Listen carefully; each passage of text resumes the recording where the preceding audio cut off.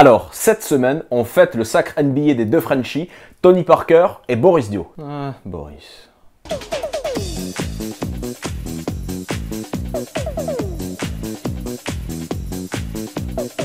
Guerre en Irak. Les États-Unis pourraient intervenir. Les Irakiens ont autant envie de se faire libérer par les Américains que de se coincer les partis dans une porte. Non mais faut pas leur en vouloir, ils ont de la mémoire. Un Américain sur un champ de bataille, c'est comme un éléphant de mer sur la banquise. Les États-Unis, c'est 30 000 morts par balle tous les ans.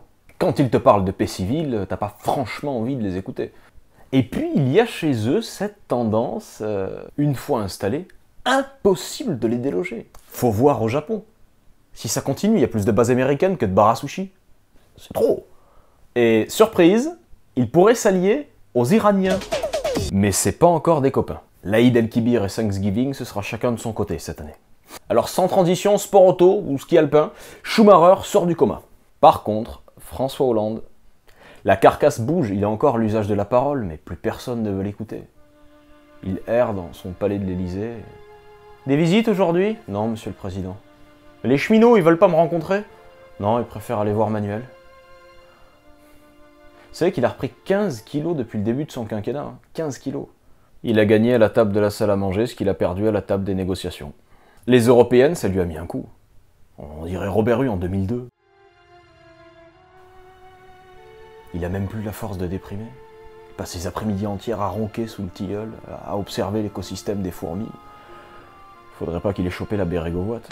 Sa dernière lubie, désignait Jacques Toubon comme défenseur des droits. Des droits des droits. Et il y a du boulot, Jackie, hein. Un conseil, si tu dois défendre tous les droits, retire tes moufles et prépare-toi à te corner les paluches, hein. Ça va pas se faire tout seul.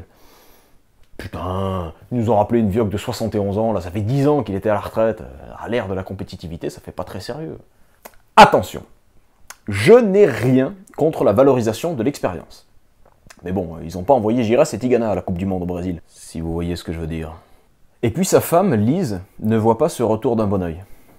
Elle craint qu'à trop fréquenter le Roméo de la rue Saint-Honoré, ça n'en vienne à déteindre sur son mari. Vous dansez, mademoiselle? Sacré français! Il y en a un sur qui l'hôte de l'Élysée ne déteint pas, c'est Manuel Valls. Il menace de passer le pacte de responsabilité au forceps, avec l'amendement 49.3. C'est une botte secrète. Comme dans GTA, code crédit illimité. Valls l'espagnol, hein. Enfin, cherchez pas chez lui la maestria du torero. Non, c'est un vendeur de churros. Ce qui l'intéresse, c'est le chiffre. Hein, s'il faut se lever dans la nuit pour aller saccager le stand d'à côté, ça lui fait pas peur. Et maintenant, il nous parle d'une possible mort de la gauche. Vous savez ce qu'on dit?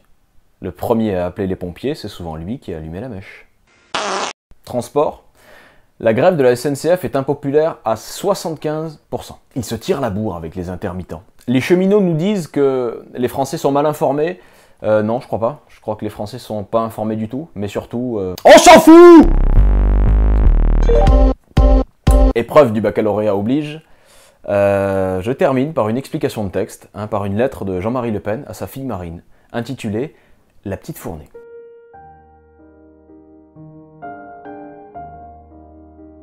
Madame la Présidente, connasse, cette dénonciation de mes propos n'aurait pas pris d'ampleur sans votre condamnation de faute politique. Bon, c'est vrai, j'ai déconné, mais si t'avais fermé ton claque-merde, je serais peut-être passé entre les gouttes. Vous-même, n'avez-vous pas été mis en cause par votre déclaration sur l'occupation des rues par les musulmans, hein? Ou encore votre présence à Vienne, à un bal? Oh dis donc, après ta sortie sur les bougnoules et tes escapades là chez l'amicale de la Waffen-SS, t'es vraiment une sacrée gueuse de venir me souffler dans les bronches. Vous estimez donc fondé à sanctionner le fondateur et président d'honneur du Front National? En retour, méfie-toi de ce que je vais injecter, parce que je suis bien décidé à pas me laisser rouler dans la panure. Planète Marque, c'est terminé. N'hésitez pas à lâcher un commentaire hein, en dessous de la vidéo.